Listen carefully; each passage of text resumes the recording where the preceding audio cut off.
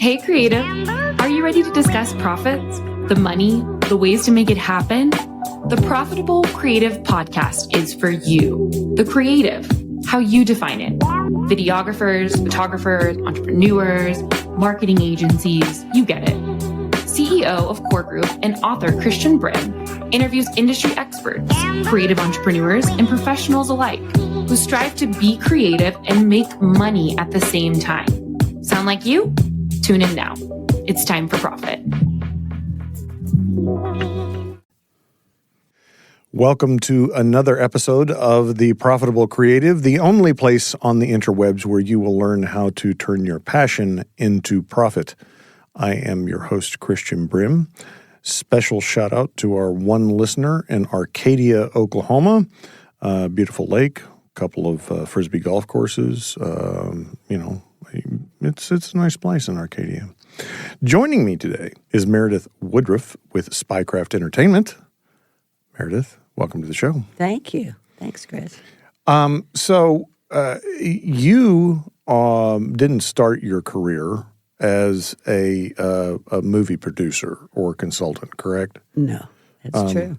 What did you do before that? My primary career for 30 years was as an operations officer with the CIA. That would be the Central Intelligence Agency, yes? That's right. Okay, so you were a spy. Well, technically, yes, I was, but technically, spies are the foreigners with whom we work, that we recruit, and that work with us. So we laughingly call ourselves spy masters, but yes. Okay, so you're a former spy master. Okay, I can go with that. So I know that you have many fascinating stories, and hopefully we can weave some of those in here. Because I heard you speak a couple of weeks ago at an event, and as I was sitting there, I'm like, I've got to interview this person for the podcast. Because you said, oh, yeah, by the way, I do some consulting in Hollywood, and we've got some former colleagues of mine that have formed this production company, and that just perked my ears up. So why get into the film business? May I correct you on something? Yes, please. Correct me as many times as necessary. We don't consult. We're not consultants, largely because there's no money in consulting. Okay, sorry. I was a consultant, however, on a couple of the Bourne movies, and that was a long time ago. So this is, we are executive producers in this new iteration of ours. I did not start this company. Okay. It was started by two of my former colleagues, both of them worked for me, John Cipher and Jerry O'Shea. And about 6 years ago, they were sitting at a bar in Northern Virginia. Jerry had just retired with a group of our former colleagues, and talking about how unrealistically Hollywood portrays espionage, the world of espionage in every way. And they got to talking later on, and said, gee, I wonder if there's any way we could, without doing the consulting piece, because we all are asked to do that. And that is, the consulting is usually, is he holding the pistol the right way? Is the badge blue or green? What does this agency look like? That kind of thing. So, saying, we have so many stories to tell that are never portrayed realistically in film, either TV or movies. And when we get together, when spies get together, we talk. Spy masters. Spy masters, yeah. When I'll just shorten that now and just call ourselves spies. When spies get together, we don't talk about that kind of thing. We talk about the fun of it all. We talk about mistakes we've made because, our agency and our group in our agency, the Clandestine Service or the Directorate of Operations, are the collectors of last resort. If no one else in the government can access someone who has information that our foreign policymakers are interested in, or to do something without showing the hand of the United States, then they come to us. Then we are tasked with that. So we fail a lot. And we talk about that. It's truly mission impossible, and it is just up to us to figure out how to get that access or how to do something. So those are stories that just are not told. There, a lot of stupid things happen. A lot of things that are just never shown on TV or in films, and we'd like to portray that. We have always been taken aback by Hollywood's presentation or Hollywood's idea of what the spy world is like. It's usually shootouts and fast car chases and fast women and everybody sleeping with everybody, and none of that is true. About 99% of our officers never carry a weapon, ever. Now, I did because I did war, and I was what we call a denied area officer. I worked only in countries where the local government was chasing you, or terrorist organizations or whatever. So I did carry a weapon. But I know John and Jerry only when he was in Afghanistan or Iraq, but John never. This is a real mistake on the part of Hollywood. But we thought in our naivety, hey, Hollywood would like to see what's the real thing. Would like to hear what's the real thing. And while they do like to hear about it. You know what Hollywood does, right? I know. And, when Hollywood loves to hear about all of this, when it comes down to the writer actually writing the script that's going to sell, they believe that it's got to have the car chases and the gunfights in it. So have you had any success in producing any films? Oh, yeah, absolutely. And this is another issue about Hollywood and trying to, get into Hollywood. Yes, we have 3 movies that have been taken by big-time producers with actors, and a children's show or kind of a teen show, and 2 limited series also. Okay. So yeah, for that. And let me talk about just a second why I got into it.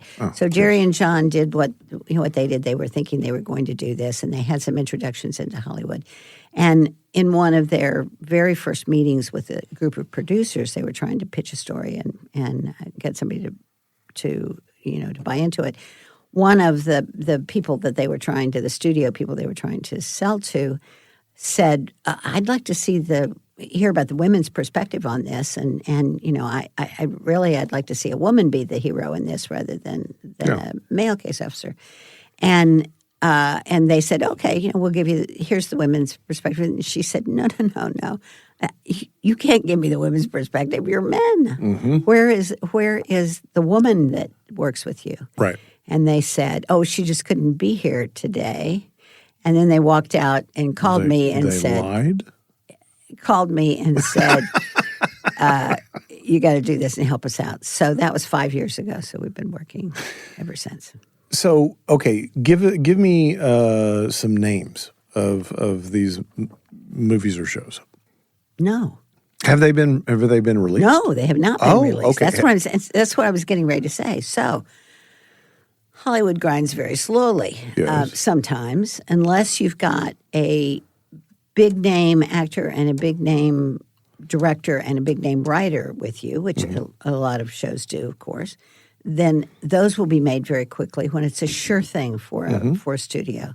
But when it's not a sure thing, they will take your story, take your script, take whatever, even with a writer, and sit on it until they're ready. They think the time is right and ready to produce it. So that's where we are on these productions. So do they have a requirement to produce within a certain period of time, or like what's? Yes, they will hold that for whatever it is we contract with, whether it's 5 years, 3 years, 1 year, whatever. So we have what we consider to be the very best script that we have had by a writer who is very well known, and a director who has taken that. We only gave him a limited time on it, and so that's ready to come back now, and we have some other takers for that, we think. Hey, listeners, are you ready to turn your passion into profit? Then grab a copy of Profit First for Creatives. Click the link in the show notes to purchase a copy. And if you're not ready to make that full commitment, you can download a free copy of the first chapter. Check it out right now. Excellent. So I'm thinking, when I think spy movies, the OG is James Bond. And going back to Ian Fleming's novels, and the novels, when you read them, are markedly different than the movies. They're much more low tech. They're much more, I don't know, they seem more real. I don't know if they are or if they're not, but they're distinctly different from the movies. When I think of some of the stories you told, I'm like, well, that sounds like a good movie, right? Mm-hmm. It's not what you would traditionally call a spy movie, maybe, but it still sounds like a good story. Have you met any I guess what I'm saying is you have plenty of material, right, from your experience. Oh, yeah. But right. Among the three of us, we've got 100 years of spy work. Right. So any of your stories involved in these? Yes. We have one that we're pitching now, and we have two studios that are very interested in it. That is a story of mine. I think, I don't know if I mentioned it when I was speaking the other night, serving in an unnamed African country, but the film would not be set there because it's very hard to film in Africa. But the story is my husband and I serving in a country that was undergoing both a civil war and then a coup attempt. And at the time, we were running assets, we were recruiting people, we were trying to figure out what was going on there because the U.S. government's interest was very high, and it was a Soviet at the time. It was a Soviet-controlled government, and that's why we were there, was to take that down. But the issue and the central point of this movie is the coup begins, roadblocks go up, the city becomes doubly dangerous, and our children, 3 children, are caught in our home, which was across the city from where the embassy was, and we weren't allowed out of the embassy after a certain time. We had taken care of our assets and went back and couldn't get to our home, and they had taken this was before cell phones and that kind of communication. They had taken our radio communications down. And so we were separated from our children for 3 days, not knowing whether they had survived, they not knowing whether we had survived. And the rebels had landed, were using an airport that was about a quarter of a mile from our house, shooting mortars out of that over the house. We knew there were, marauding rebels trying to go through all of the neighborhoods, breaking in, robbing, doing all kinds of things. People were being murdered right and left. And we didn't know whether our children were alive or not for 3 days. And that makes That's for a hell of a story. A good movie, yeah, a good story.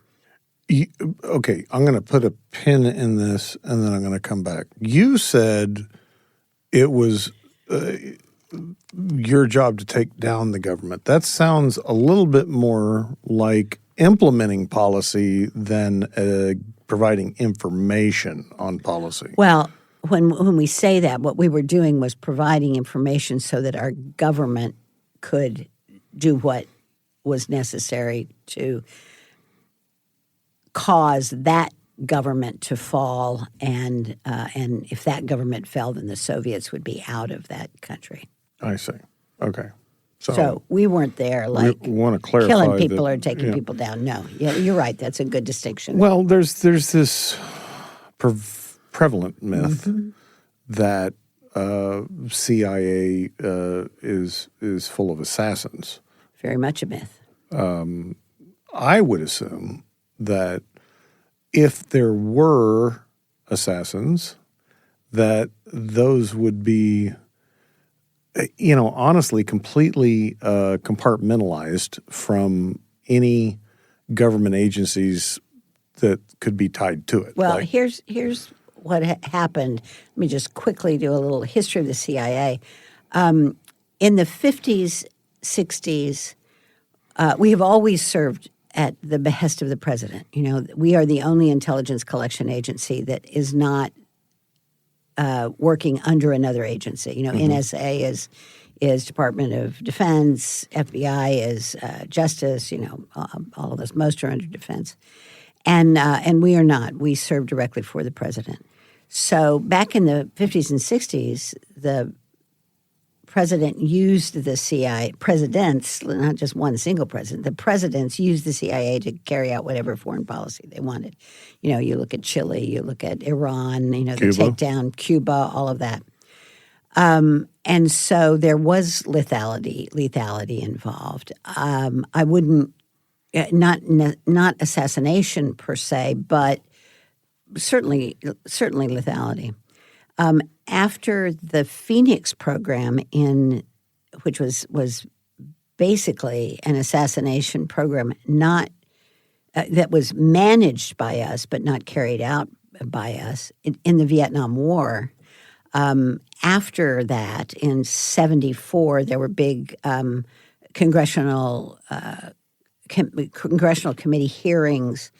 And the oversight committees, both in the House Permanent Select Committee on Intelligence, and in the Senate Committee on Intelligence, the SISI and the HIPSI, because they control our budget, and because as a result of that, we report to them on everything we do. Basically, it was decided very clearly that the CIA would not have that capability at all. And in fact, that was and so you can mark from 74 on no lethality. And in fact, as I was growing up in the agency, I came in '81 and went out in about 2010.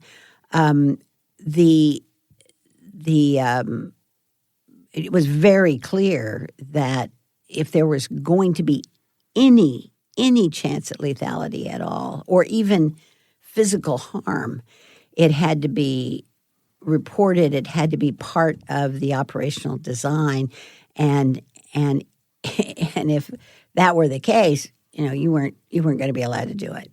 But then the drone program came along with Afghanistan and Iraq, even Iraq and then Afghanistan, and we found ourselves kind of back in the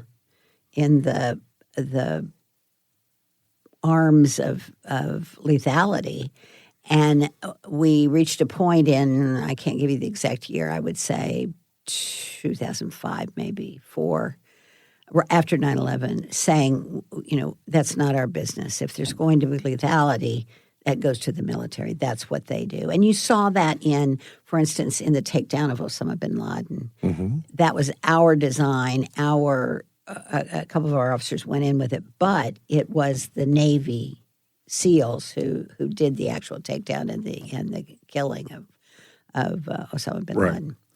So we don't do that. And if there's any chance of any physical harm for our operations, it has to be under the signature of a presidential finding. So in other words, the president has to personally sign off on that operation. But we also have constant oversight by both the House and the Senate. Their staffers sit with us. My last 5 years in the agency, I guess, I was on the Hill weekly, sometimes daily, reporting how we were spending the money of the American people on operations. Okay, so I want to go back to your story that you're trying to pitch. How much of that story can you tell with the non-disclosure agreement that you signed? Like, is your NDA very broad? That we signed coming into the agency, you mean? Right. Yeah. The agreement is that that we won't write or produce anything with media without the permission and the oversight of the CIA. So anything that we do, we send through the CIA first before anything can be agreed to. And they check it to see if there's any classified information in it that, But we've been doing this for so long, and we were all three very senior officers. We know what we can do and what we can't do, but it absolutely goes through what's called in the CIA the Publication Review Board, the PRB, which I used to run. So I know what you can say and what you can't say. What kind of things can't you say? Sources and methods. Okay. But like location? Depends. For instance, this story that we are not going to set it where it was set. Actually, for logistical reasons, right. It's very hard to make that kind of film. But you don't want to do that because then people will speculate on who was involved and names and all that. So it'll be set in a very, very different location. So see, I think maybe if you just say undisclosed country. No, we don't like that. Add the That's intrigue. Goofy. That's goofy. No? Okay. People don't. Hollywood didn't like that. They want a place. So, yeah. Well, and that goes. Can I say one more thing? Hollywood, right? Well, we'll talk about that later. I was just going to tell you some of the strange things you have to be aware of in dealing with Hollywood. Well, that's actually where I was headed because I speaking to other people in the film industry, not with your background, there is this sense that with the change in technology and streaming services and, COVID and the movie theaters almost going out of business and just like all the shifts that have happened, that Hollywood has become uber conservative. Let's call it risk averse. Risk averse. Okay. It's a term we use. Yeah, very risk averse and more formulaic. Like, if this worked, we're going to change the time period and the location. We're going to do 1,000 Transformer movies and the or we're going to going to remake movies, right? Yeah. So, talk about your experience dealing with that.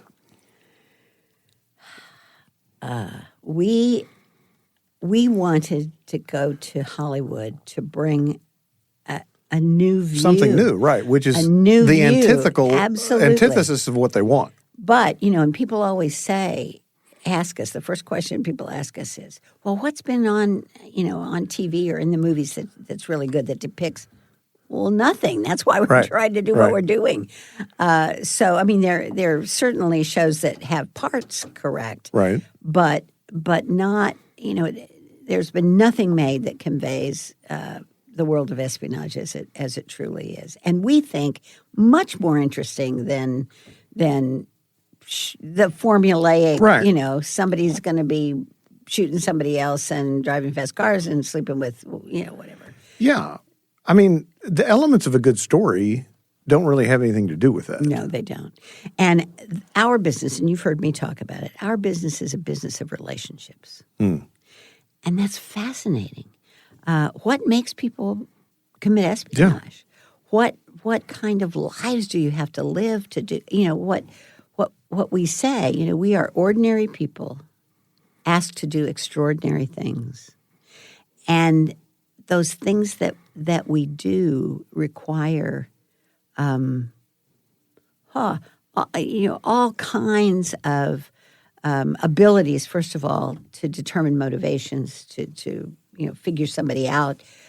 People don't, in the movies, it seems like foreigners are committing espionage for money. Well, I don't ever want to recruit somebody who's going to do it for money. You've heard me say this. Yeah. Because there are 14 services from other countries standing behind me that can offer more money. And then you run the risk of having somebody who's playing everybody. Right. So, so you don't want to do that. Those things, that motivation is rarely explored, and the getting there is rarely explored. There's no more intimate relationship, we think, without romance, without sex, than the relationship between an operations officer and that person that he or she is developing and moving toward recruitment.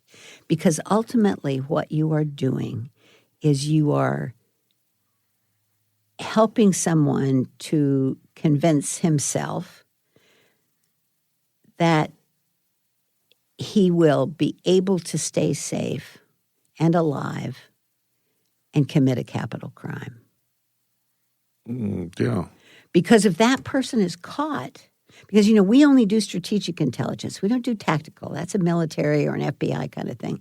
What we do is strategic intelligence, which is we collect on plans and intentions. So the people who have that make no bones about it. This is espionage. It is a capital crime. Or they're betraying their organization in terms of terrorism.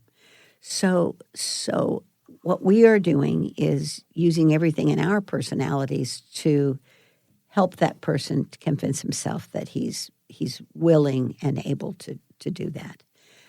That's a relationship that is incredibly intimate, incredibly trusting, and you don't ever see it. It's fascinating, though. Do officers ever second guess a targeting an asset like, man, this person is really vulnerable. I don't feel right about taking advantage of the situation, or Of course. Of course. Because our first absolute priority is keeping that person safe and alive and productive. And if someone has that kind of vulnerability that you feel like you have to do a whole lot of manipulation or take advantage of someone, that's not the relationship you want. We are not in it for a one-night stand. We are in it for 20 years of working together. And you need to be sure of everything about that relationship. And if it's tentative in any way, don't do it. What would you say the most realistic portrayal of espionage in a movie has been? Or Interesting. I'm always asked that question. And I always come back to two old American movies. Okay. One is Spy Games, Robert Redford and Brad Pitt. Have you ever seen it? I think I have, but I don't remember it. Brad Pitt plays what we call an access agent to Redford. Redford plays the spy, the case officer, the CIA officer. Watch it. It's really it's very good. I think I've seen it, but I'll go back and it watch has some subplots in it that are very realistic too. Yeah. And the second is Robert De Niro's Ronin. And Ronin is about a non-official cover officer. We have two kinds of cover that we use. We use government cover, and that's what I and my partners lived under for 30 years. We were, and this is no secret, I'm not sharing any secrets with you, we were covered by the State Department as American diplomats. So we served overseas, working in an embassy, being officially covered. If we're caught, then we're declared persona non grata. Now, our assets may be killed, but for us, we're declared persona non grata. The other kind of officer we have is a non-official covered officer, and he or she will be covered in whatever, we use cover to gain access. So we just don't make up cover, There's a reason we don't use teaching as covers, It's because what kind of access are they going to get? Right. Nothing. So you craft covers to provide whatever kind of access you need or ability you need. So we have a whole cadre of officers that we don't talk about much, non-official covered officers. And they're all over the world. They're usually foreigners who have American citizenship as well. And those officers, if they are caught, they have no diplomatic immunity. They're not diplomats. They're business people or they're whatever it is. Yeah. Okay, that raised an interesting question. Can the president grant citizenship? So, like, if an asset says, I'll play ball, but I want a U.S. passport. We rarely. But they have that authority. No, they don't. No. Well, now this president, who knows? But no, that what you can be granted is permanent resident alien status, a PRA status. That can be granted. So in other words, you could bring people to work over here. But we make it very clear at the beginning that's a very rare thing, and it's only granted in really rare cases. Any, like, bringing them here and giving them a new life, witness protection type stuff, does that actually happen? Well, think about it. If we actually have a great television show about this. We call it. We don't call the television show this. We have an office that resettles folks that we have brought over and protects them. So whatever we think is necessary to protect that person who's cooperated with us. It's very rare, though. Okay. I want to go back to the Hollywood and the resistance that you're meeting there. So, well, can I say? Let me just say, we came into this probably at a bad time because we came in and COVID struck when we started doing it, and COVID, and I mean, that changed the face of every industry, not just Hollywood. But people went out of business. They didn't want to talk to you about whatever. There was a whole version of risk involved in all of that, mainly financial. Then when that ended and we started really gaining ground, the strike hit. And then the SAG. Man, did that hit. Yeah. And that changed a lot of things because it meant money. And consequently, a whole new landscape that we were having to navigate in terms of what will Hollywood bear in terms of money. Now, luckily, we are not asking for big productions, but one of the things it did do that we were saddened by, because other countries, the BBC, for instance, does this beautifully, and that's historic dramas. Mm-hmm. And there are so many wonderful spy stories that are historical. Mm-hmm. Even in the 60s, the 70s. And this Hollywood now is largely unwilling. I mean, think about what's on TV. Yeah. Very few shows are really able to do that because of the money that it takes. That's kind of okay. So ballpark, what are you thinking a production budget on one of these films that you're pitching is? Mid-range, so that's $5 to $10 million. Okay. So have you considered producing them yourselves? Well, that's why we call ourselves executive producers, because ultimately we would like to move into that arena. But we need to get some things on film and show what our stories are before we do that. Yeah. But there's some interesting cautions now that it's very different talking with foreign producers, European producers, for instance, studio companies, who are really willing to take on the political nuances, the everything else that we'd love to see in a show, versus Americans who don't want to touch that. Right. Don't want to touch it. They don't want to make anybody mad. They're very conscious of all the political stuff, which is too bad because it's had so much interest in reality to all of this. Plus, we can't make Chinese bad guys because that's the audience for Hollywood right now until today. And Trump said this morning or last night, I don't know what, that we weren't going to be sending any American movies to China anymore. And I could hear Hollywood. I haven't talked to anybody today. I could hear them going, oh, my God, what are we going to do now? Because that's where the money is. Yeah, I remember them talking about when Maverick, Top Gun 2 came out, how there was some flag that was on Tom Cruise's jacket. Had to be changed. Yeah. Yeah. Because they knew they couldn't get it distributed in China. Yeah. Yeah. Which I was like, wouldn't have even thought about that. All right, give me a horror story of Hollywood. You can. I mean, you haven't signed a non-disclosure agreement on that. So, well, I mean, I'll give you one. It you can change the like names. it probably doesn't sound like a horror story because it's going to lack detail. But we had a great story. I mean, a true story that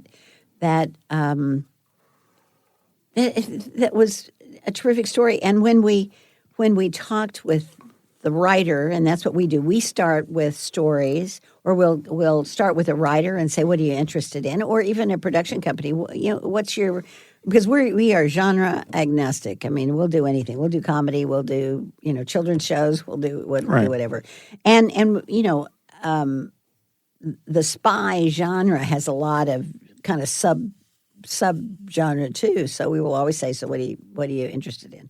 And this writer and production company wanted to have just a really good story about the cooperation among governments in terms of, you know, doing spy stuff. So, oh man, we had this great story and had a lot of true stuff in it because all three of us, as I said, were executives and we worked those what we call liaison relationships. So, a couple of days ago, they've got it ready to pitch now, and so we go into a practice pitch, and it has nothing to do with reality or what we talked about. It's all people in hand-to-hand combat and shooting each other and being chased by bad guys, and it's like, what?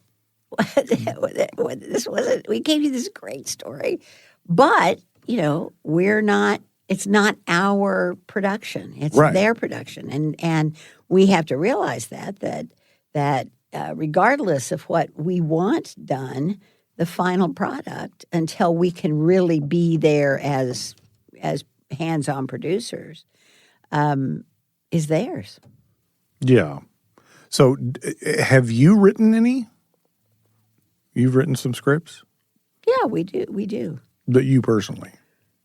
Well, we don't write scripts. What we'll write is the storyline. You know, the whole piece, and then give it to writers. You need to have a writer on, real writer on script writing. You fit that bill because you used to be a teacher in your former life, an English teacher specifically. I did used to be an English teacher. But here's the thing: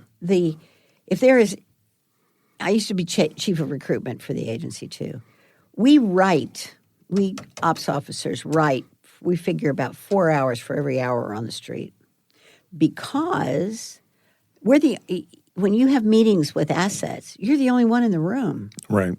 So that has to be reported very clearly, very succinctly. One of the first things we do with applicants is test their writing skills. Mm-hmm. And I don't mean just because their grammar correct. I mean, can they write? Can they write with flair? Can they write accurately? Can they write, with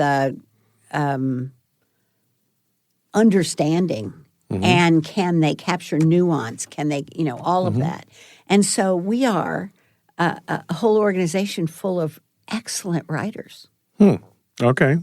That's a byproduct I wouldn't have expected. And if you can't, you will not succeed. Yeah. So all three of you are good at writing. Absolutely. And storytelling. Yeah. Well, of course. But that's how we train also. We train through storytelling. Tell me more. What do you do? I'll give you an example. As a female officer, I am, particularly when I was coming up in the agency, I was always the only female officer in a station, in an office overseas. Mm-hmm. So, and in that world, too, living in the Middle East, working in, different places that I've worked, the targets that you're going after have seen those movies. Mm-hmm. They expect any female spy to be ready to jump in bed with you to do whatever. And of course, the first thing you have to do is make that clear that's not happening. So and it doesn't happen. But it doesn't happen because that officer is schooled in how to deflect that. You're disavowing honeypot operations. Oh my gosh, absolutely. Okay. Absolutely. What In fact, just a couple of weeks ago, man, I pulled back a script because the implication in the script was this female officer was sleeping with a target to get at him. There was one series. Homeland. No, it was about a Russian program of the Americans. No, that they were all trained. Red Sparrow. Yes, yeah. Yes. Red Sparrow by one of our colleagues. Great book. I'm not saying the Russians don't do that. The Russians absolutely do it, and they are called sparrows. Okay. We don't. It's a matter of those women that the Russians use are not officers. Okay. They're simply traps. Okay. And they do it all the time. But the CIA doesn't use traps. No, and not like that. I mean, why? Because what do you gain from it? What do you say? Okay, so you send somebody out,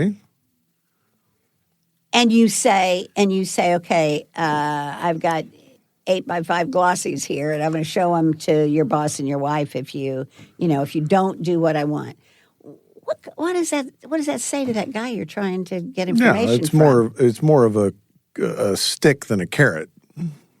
It doesn't work. It's what I said. We want agent relationships that are going to last years. That person is going to be, it's a relationship of trust, not a relationship of I'm blackmailing you. If I hold a gun to your head and say, "Tell me what you know," what are you going to do? Well, you're gonna. Well, I don't know. Might lie. You're going to tell them what you want. They want to hear. That's exactly right. Yeah. Which doesn't make for the truth. No. Not necessarily, no. Which is why, in general, torture doesn't work. There you go. Yeah. Because, and I would assume that there are ways to psychologically manipulate people to get information that was non-torturous. But... Like what? I don't know what that would look like. We tried it. MK Ultra. Do you know what MK Ultra was? No. Tell me more. MK Ultra was a program with the agency during the 1950s, looking at the possibility of having mind-controlled drugs. LSD came out. Mm-hmm. All of that didn't work. Is that the one where people jumped out of buildings? No, not people. One guy. Okay, well, he was a person. Yeah. Okay. You guys weren't involved in any of the I don't know if it was the CIA or the FBI. I think it was the CIA.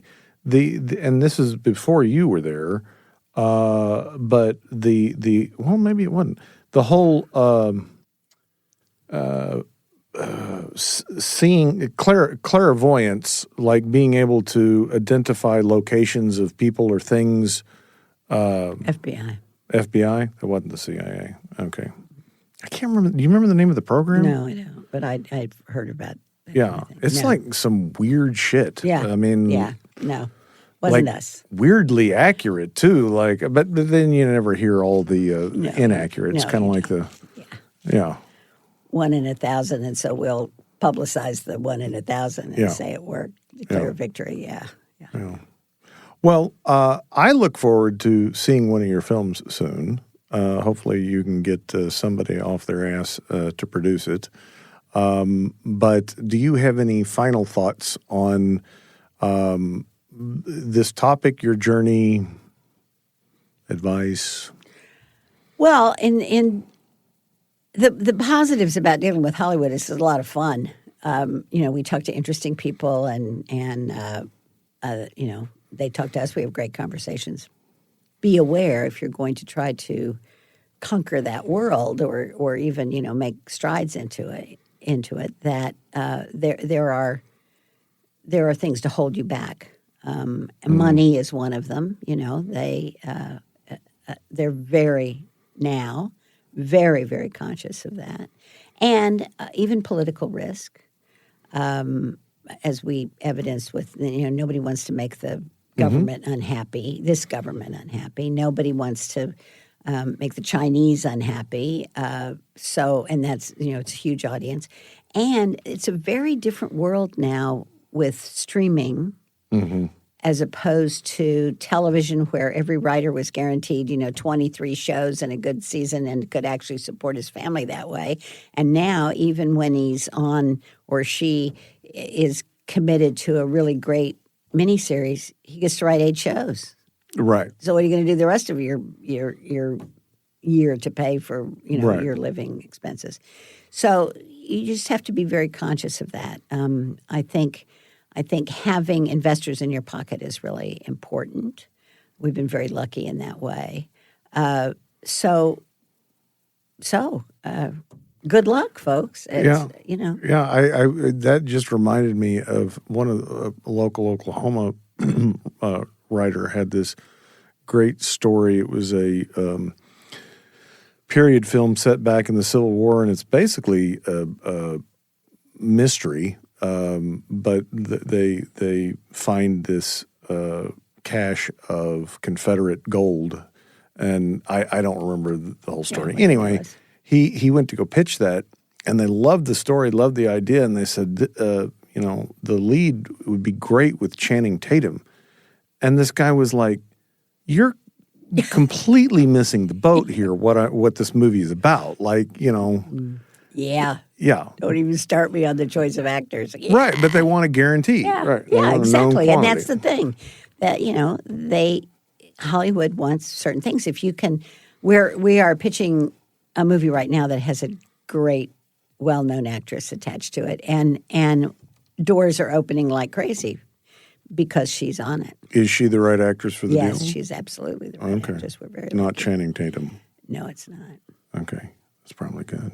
Listeners, if you like what you've heard, please rate the podcast, share the podcast, subscribe to the podcast. If you don't like what you've heard, shoot us a message and let me know, and we'll get rid of Meredith. Until then, Thanks, ta-ta Chris. for now. Bye-bye.